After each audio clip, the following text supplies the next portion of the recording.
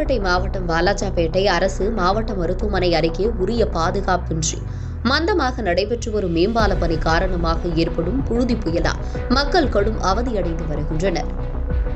சென்னை பெங்களூரு நெடுஞ்சாலைக்காக வாலாஜாபேட்டை மக்களின் கோரிக்கையை ஏற்று 13,59,00,000 ரூபாய் மதிப்பீட்டில் உயர்மட்ட மேம்பாலம் அமைக்க திட்டமிடப்பட்டு கடந்த ஆண்டு பணிகள் தொடங்கப்பட்டது.